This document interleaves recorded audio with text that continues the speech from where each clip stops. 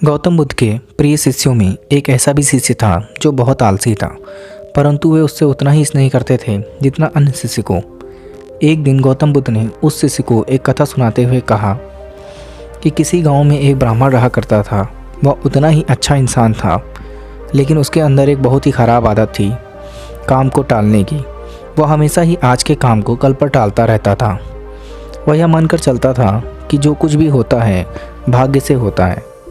वह बड़ा ही आलसी और कामचोर था। एक दिन साधु उसके घर आया।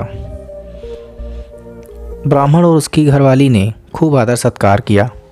साधु ने चलते चलते खुश होकर ब्राह्मण से कहा, तुम बहुत गरीब हो, लो मैं तुम्हें पारस पत्थर देता हूँ।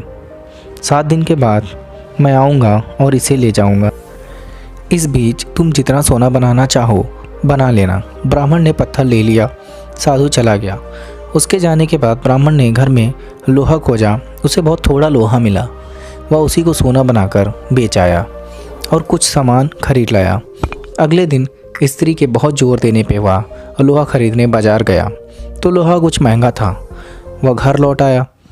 2-3 दिन बाद जब वह बाजार गया तो पता चला कि लोहा अब पहले से भी ज़्यादा महंगा हो गया है। उसने सोचा कोई बात नहीं, 1-2 दिन में भाव और नीचे हो जाएगा तभी खरीदेंगे।